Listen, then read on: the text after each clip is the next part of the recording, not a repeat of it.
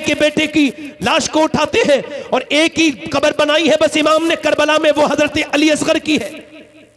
कब्र जब बनाई अली हजरत अली असगर की, इस वजह से उलमा लिखते हैं, इस वजह से कि जब घोड़े दौड़े थे, अगर 6 महीने के बच्चे के जिस्म पे घोड़े दौड़ते तो अल्लाह उस कौम को उसी वक्त बर्बाद कर देता। इमाम फिर अकेले तन्हा रह गए। इमाम तैयारी कर रहे हैं, सर पे इमामा बांध करके, हाथ में जुल्फिकार हैदरी लेकर के चल रहे हैं। पीछे से बच्चे ने आवाज, पीछे से एक लाठी टेकते हुए एक शख्स आया, उसने आवाज दी, कहा मेरे अब्बा मुझे भेज दीजिए, मुझे घोड़े बिठाल दीजिए, जवान बेटे के होते हुए मेरे वालिद साहब आपको जाना अच्छा नहीं लगेगा। इमाम ने कहा मेरे ज़ैनुल आबिदीन, तुझसे मेरा नस्ब चलेगा, मेरी नस्ल चलेगी। ध्यान से सुनो भाई, महफिल में घपला मत करो, आराम से सुनो, सुनने के लिए आपने जलसा कराया है, ध्यान से सुना करो, ठीक है? सुनो। इमाम ने फरमाया मेरे ज़ैनुल आबिदीन रो मत, परेशान मत हो, मेरा इम्तिहान खत्म होगा, आपका शुरू होगा, मैं अपनी सारी अमानतें तुमको देता हूं, तुमसे मेरी नस्ल चलेगी। और फिर इमाम ने अपने बेटे को समझाया, फिर खैमे में गए और अपनी बीवियों से कहा रोना मत, चीखना मत, चिल्लाना मत, जोर से आवाजें मत निकालना, आपे से बाहर मत होना, सब्र करना, मैं तुमको छोड़ के जा रहा हूं करबला के मैदान में। सैयदा ज़ैनब ने पूछा किसके सहारे छोड़ के जा रहे हैं? फरमाया जिसके सहारे हाजरा को इब्राहिम छोड़ के गए थे, उसी रब के सहारे छोड़ के जा रहा हूं। इमाम करबला के मैदान में गए, मैं कहता हूं ज़ैनब मैं आपको सलाम करता हूं। लखनऊ के एयरपोर्ट पे जब भाई जाता है सऊदिया तो बहन रोती है, पूछा जाता है क्यों रो रही है? कि मेरा भाई सऊदिया गया है। बीबियां रोती हैं जब शौहर जाता है विदेश, मगर हुसैन आपकी बीबी पर भी सलाम हो, आपकी बहन पर भी सलाम हो। इमाम जा रहे हैं, फातिमा के लाडले का आखिरी दीदार है, हश्र का हंगामा बरपा है, मियाने अहले बैत हूरे करती हैं उरूसाने शहादत का सिंगार, खूबरू दूल्हा बना है हर जवाने अहले बैत, अपना सौदा बेचकर बाजार सूना कर गए, कौन सी बस्ती बसाई ताजिराने अहले बैत। मेरा इमाम करबला के मैदान में गया, लड़ा, मगर किसी की हिम्मत नहीं थी, जो तलवार से आता था उसको आप एकदम काट के गाजर मूली बना देते थे, मगर अब इन्होंने तीर मारना शुरू किए। जब पहला तीर लगा सीने में, इमाम वापस पलटे, अब अपने खैमे में गए और बोले ज़ैनब क्या रोई थी? बहन बोली मेरे भाई, तुम मेरे भाई हो, मेरी मां के जाए हो, जब आपके सीने में तीर लगा तो मैं बर्दाश्त न कर पाई। बहन अभी तो सीने में तीर लगा है, अभी तो मेरी लाश पर घोड़े दौड़ेंगे। नाना की हदीस है कि औरत की आवाज भी औरत है। मेरी बहन बाहर मत निकलना, हम शरीयत बचाने आए हैं, घर बचाने नहीं आए। मैं कहता हूं इमाम सलाम हो, बच्चों की लाशें उठाने के बाद, इतने गम सहने के बाद भी मेरे इमाम आपको शरीयत कैसे बयान कर रहे हैं, आप पर सलाम हो। मगर आज हम अपनी बहनों के सरों पे दुपट्टे नहीं रखवा पा रहे, उनके जिस्मों पे टाइट लिबास है, हम उनको नहीं बदल पा रहे। हमारी बहनें बिल्कुल बेपर्दा हो गई हैं, हम नहीं कह सकते, शादी में नहीं कह सकते। हुसैन के तो सीने में तीर लगा था तो हुसैन ने कहा था बेटी बहन बाहर आवाज ना आए, आज तुम अपनी बहन से नहीं कह सकते ले दुपट्टा ओढ़ ले, हुसैन का गुलाम हूं मैं, बेपर्दा नहीं रहने दूंगा। क्या सीखा करबला से आपने? करबला से तुमने पर्दा नहीं सीखा सैयदा ज़ैनब का। मेरे इमाम अपनी बहन को समझा के जाते हैं और जब गए तो फिर तीर की बारिश शुरू हो गई। मुझे बताओ जब 10,000 लोग एक साथ तीर मारे, जिस्म का कोई हिस्सा ऐसा नहीं बचा। मेरे इमाम के सीने में तीर लगा तो सीने का तीर निकाल दिया, और जब निकाला तो फिर माथे पे हड्डी में आके लगा तीर, आपने उसको भी निकाला। मगर फिर इतने तीर के जिस गर्दन को हुजूर चूमते थे, जिस जिस्म को हुजूर चूमते थे, जिसने नबी की जबान चूसी थी, जो नबी की गोद में नबी के कांधों पर खेलता था, आज उसको इतने जख्म दिए हैं कि वो घोड़े से नीचे तशरीफ ला रहे हैं। पूरे जिस्म पे जख्म ही जख्म है, खून ही खून है। मेरा इमाम घोड़े से नीचे को तशरीफ लाते हैं, और जब घोड़े से नीचे को तशरीफ लाते हैं, उलमा ने लिखा है आप आवाज कुछ बोल रहे थे, कुछ कह रहे थे। किसी ने कहा क्या कह रहे थे? अपनी सकीना के बारे में नहीं, अपनी बहन ज़ैनब के बारे में नहीं, फिर किसके बारे में? अपने बेटों के बारे बारे में नहीं, बल्कि इमाम फातिमा का लाडला, जब आप फातिमा का लाडला जब घोड़े से नीचे आता था जख्मों से चूर चूर, तो नीचे को आते वक्त कहते थे, या अल्लाह मेरे नाना की उम्मत को बख्श देना, या अल्लाह मेरे नाना की उम्मत को बख्श देना, जो इतने जख्मों के बाद इस उम्मत को न भूला। ये उम्मत उस हुसैन को भी भूल गई, उसके नाना को भी भूल गई। मेरे इमाम सजदे में चले गए, और जब मेरे इमाम सजदे में गए, ऊपर से आप नमाज पढ़ चुके थे मगर नफली सजदा आपने किया, ऊपर से खंजर रख दिया गया। अब ऊपर खंजर रखा हो, अल्लाहू अकबर, और नीचे बंदा सजदा कर रहा हो, ये कोई आम सजदा नहीं हो सकता। शमशीर बकफ कातिल हो खड़ा और कोई रहे सजदे में पड़ा। कहती है ज़मीन करबला इस शान का सजदा खेल नहीं, इमाम सजदा कर रहे हैं। फरिश्तों से मेरा रब फरमा रहा है, देखो तुम कहते थे कि तुम सजदों के लिए काफी हो, मगर देखो तो ये मेरा हुसैन कैसा सजदा कर रहा है। अरे बेटे की लाश उठाने के बाद सजदा करना किसके बस की बात है? अरे तुम फरिश्ते हो, तुमको क्या पता बेटे की मौत क्या होती है? तुमको क्या पता भूख और प्यास क्या होती है? इमाम सजदे में जाके कहते, मेरे रब तू मुझसे राजी हो जा, ऐ मेरे रब तू मुझसे राजी हो जा। अरे सजदे तो सबने किए, मगर तेरा नया अंदाज है हुसैन, तूने वो सजदा किया जिस पर खुदा को नाज है। ला हो सके तो लाइए दोनों जहां मीजान में। मैंने एक सजदा ज़मीन करबला से ले लिया, कौन सा सजदा जो हम भूल चुके हैं। आज हमारे सजदे, हमारे मुसल्ले बिल्कुल नहीं बिछते। सुनो, सिर्फ यहीं पे नहीं, जब हुसैन का पूरा घराना शहीद हो गया, जब बच्चे शहीद हो गए, अल्लाहू अकबर, मुझसे मेरे हुसैन का ना पूछ हौसला, जितने भी जख्म आए पर रोया नहीं हुसैन। जब हुसैन शहीद हो गए तो आपके घर वालों के ऊपर घोड़े दौड़ाए गए, और जब घोड़े दौड़ाए, अल्लाहू अकबर, तो उधर से हवा, उधर से सूरज डूबने की आवाज, उधर डूब रहा था सूरज, इधर से सैयदा ज़ैनब ने आवाज दी, ए अहले बैत चलो नमाज की तैयारी करो। सब लोगों ने नमाज की तैयारी कर ली, तैयारी करी, पानी तो पीने के लिए तक नहीं था। नहीं, इन्होंने तयम्मुम किया, और अली की पोती, अली के बेटे की बीबी, अली की बेटी, सब नमाज पढ़ रही हैं। जब ये औरतें नमाज में हैं, इमाम ज़ैनुल आबिदीन असर की नमाज अदा कर रहे हैं। अच्छा, नमाज इस हाल में अदा कर रहे हैं कि हड्डियों पर घोड़े दौड़ रहे हैं, उनके टूटने की आवाजें आ रही है, चारों तरफ लाशें बिखरी भी पड़ी है, और उधर औरतें नमाजें पढ़ रही हैं। हम कितने दुनियादार हो गए, हमसे आज नमाजें नहीं पढ़ी जा रही। क्या जवाब दोगे कल क़यामत के दिन में?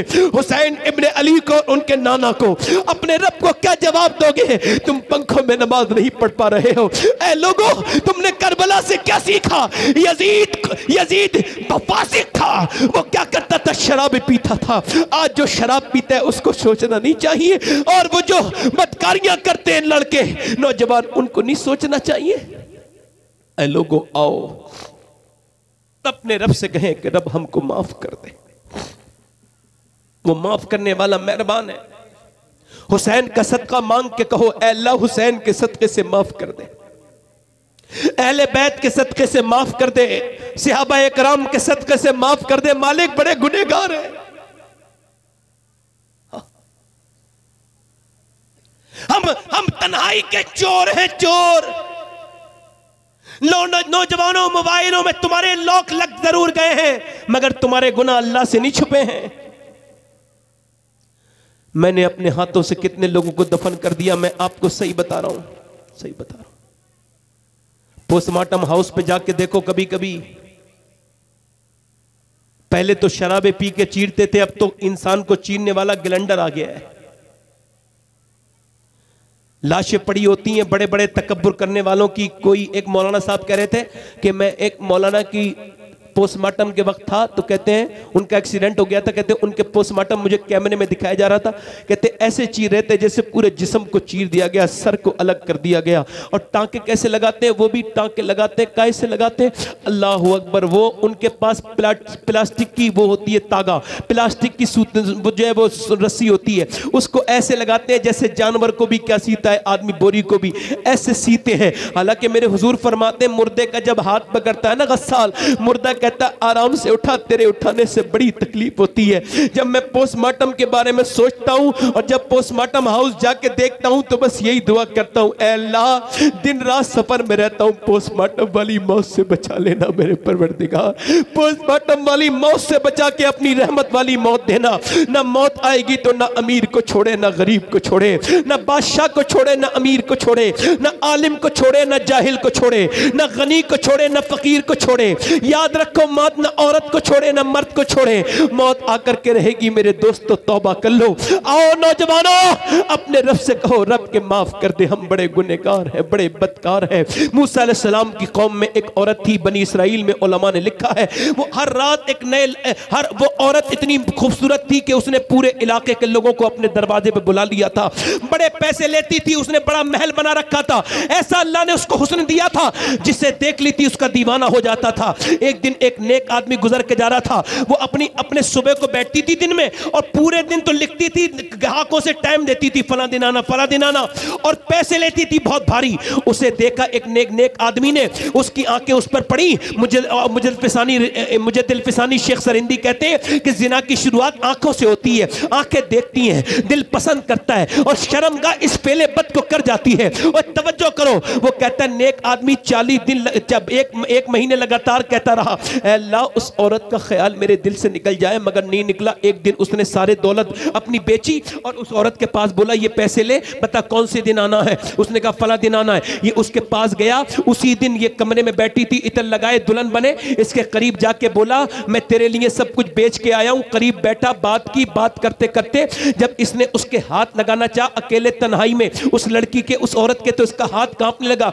उसने कहा क्यों कांपता है, क्या बात है? कहा बस मेरी तबीयत खराब है। कहा सही बता, तबीयत तो ये खराब हो लोगों की ठीक हो जाती है, सही बता, वरना तुझे जाने ही नहीं दूंगी। बोला सही बताऊं कहां? कहा सही बात यह है कि जब मैं सजदे करता हूं तब भी अल्लाह मुझे देख रहा होता है, और जब मैं तेरे हाथ लगा रहा हूं तब भी मेरा रब मुझे देख रहा है।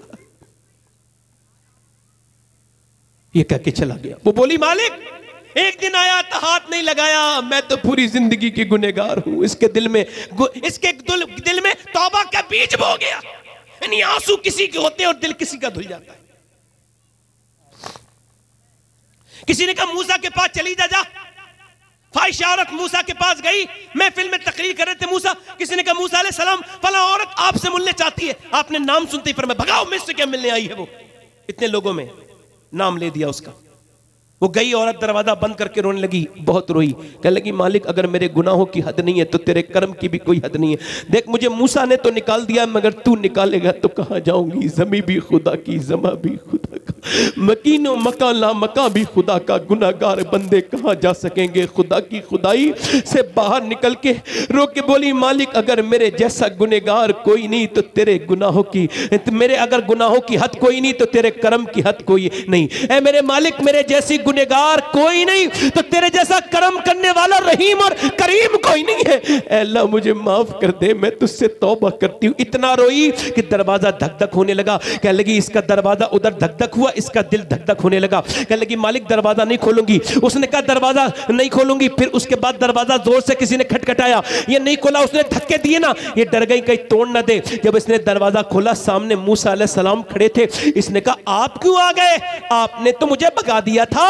मूसा बोले मुझको क्या खबर थी कि जब अभी जिब्राइल आए हैं और उन्होंने कहा है कि ए मूसा फला औरत से कहो अल्लाह ने उसके गुनाहों को माफ कर दिया है। उसके जो आंसू निकले थे उसके बदले में उसके करीम और रहीम रब ने माफ कर दिया है।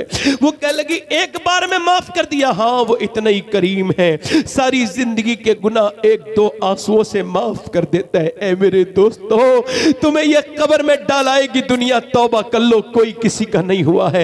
ये हुसैन की महफिल है, ये उलमा के सामने अपने गुनाहों से तौबा कर लो। कहो मालिक हमको माफ कर दे, एक आंसू बहाओ। अल्लाह फरमाता है मेरे महबूब आदम की औलाद से कह दो इतना रो ले वो कि उसकी आंख का आंसू ढलक के उसके गाल तक आ जाए, सच्ची तौबा कर ले, मैं उसके सारे गुनाह माफ कर दूंगा। आओ तौबा करें। कितने लोग ऐसे जो हुसैन इब्ने अली के नाम पे गर्दन कटा सकते हैं? दोनों हाथ उठा के बताएं, दोनों हाथ उठा के बताएं, नीचे हाथ कर ले। जो गर्दन कटा सकता है कुछ भी कर सकता है, कुछ भी कर सकता है ना, कुछ भी कर सकता है ना। तो कितने लोग ऐसे हैं, एक दूसरे की तरफ ना देखना नौजवानों, मौत का कोई भरोसा नहीं। ये तो सब हाथ झाड़ देंगे रिश्तेदार कब्र पे, कब्र के अंदर मेरे हुजूर तशरीफ लाएंगे। कोई आशिक रसूल है जो नबी के नाम पे गर्दन कटा देगा, इमाम हुसैन के नाम पे दोनों हाथ ऊपर नीचे हाथ कर ले। जो गर्दन कटा सकता है कुछ भी कर सकते हैं, कुछ भी कर सकता है ना, नीचे हाथ करें। कितने लोग ऐसे हैं जो गर्दन भी कटा देंगे और आज से हुसैन के नाम पे पूरी दाढ़ी भी रखा लेंगे। इस महफिल में खड़े हो जाएं खड़े हो जाएं, इधर को आ जाएं, बाहर आ जाएं, यहां आ जाएं। जो दाढ़ी रखाने के लिए तैयार है वो यहां आ जाए, सोच समझ के आना। बैठ जाओ बेटे, तुम छोटे हो अभी, आ जाओ, सोच समझ के आना। वैसे दीन के मामले में सोचना समझना नहीं चाहिए, ये तो वाजिब है आपके ऊपर। इधर आओ, 3 हो गए, ये चौथा आशिक रसूल है जो पूरी दाढ़ी रखा है इस महफिल में, माशाअल्लाह। 5वां है कोई आशिक रसूल जो इस महफिल रसूल में, आओ जल्दी आओ, देर ना करो, आओ हुसैन के नाम पर अपनी दाढ़ियों को रखाओ। लोग दाढ़ी देख देख करके लोगों को मार रहे हैं, तुम इतनी दाढ़ियां रखाओ कि उनके जज्बे पस्त हो जाएं।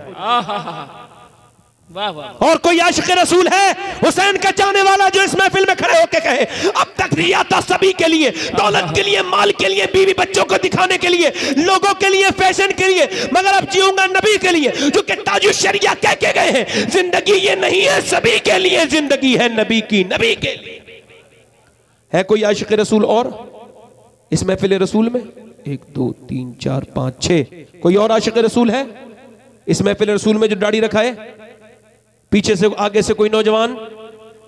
6 हो गए। कोई और? एक बार और कह रहा हूं, टाइम नहीं मेरे पास, वक्त मेरा हो गया, इधर आ जाओ। कितने हो गए ये? 7। मैं चाह रहा था इमाम हुसैन की 10वीं हो जाए। कोई इधर से कहीं से आए? आओ, माशाल्लाह 8 हो गए। आओ,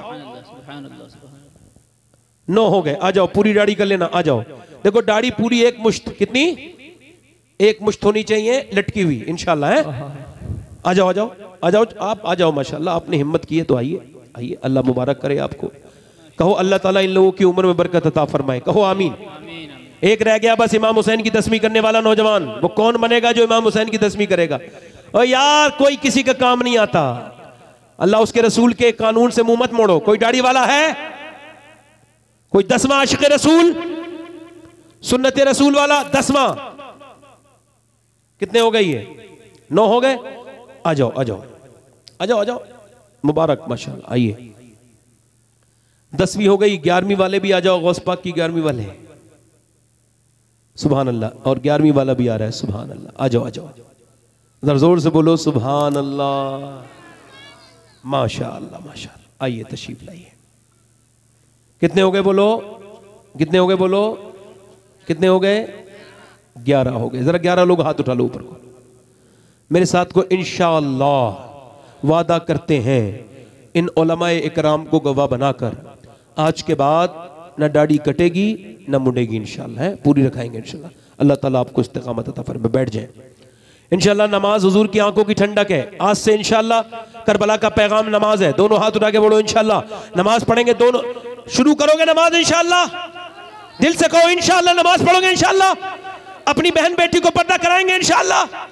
मेरी बहनें दिल में इरादा करें कि नमाज पढ़ेंगी, मेरी बहनें दिल में इरादा करें कि बच्चों को अब दूध पिलाएंगी तो नबी पर दुरूद पढ़ते हुए दूध पिलाएंगी। अल्लाह आप सबको सलामत रखे और बाकरामत रखे। मेरे साथ तौबा करें, अस्तगफिरुल्लाह, अस्तगफिरुल्लाह रब्बी मिन कुल्ली ज़ंब व अतूबु इलैह। पढ़ लीजिए ला इलाहा इल्लल्लाह मुहम्मदुर रसूलुल्लाह। मेरी जिंदगी का मकसद तेरे दीन की सरफराजी, मैं इसीलिए मुसलमान, मैं इसीलिए नमाजी। इस्लाम जिंदाबाद, मसलके आला हजरत पाइंदाबाद। वही तो अला हुब्बिही मिस्कीनों व यतीमों व असीरा। सदक़ल्लाहुल अज़ीम। अभी कोई उठ करके न जाए, अभी मुफ्ती साहब क़िबला की, अच्छा ये कभी कोई उठ के न जाए, अभी मुफ्ती साहब की तकरीर होगी, ये फरमाइश कर रहे हैं तो 1-2 शेर पढ़ देता हूँ। क्या बताऊं कि क्या मदीना है, हल्का सही को पढ़ा। क्या बताऊं कि क्या मदीना है, क्या बताऊं, क्या बताऊं कि क्या मदीना है, क्या बताऊं कि क्या मदीना है, बस मेरा मोदा मदीना है, बस मेरा मोदा। और दुनिया वाले तो दर्द देते हैं, दर्द दिल की दवा। अस्सलामु अलैकुम व रहमतुल्लाहि तआला व बरकातहू।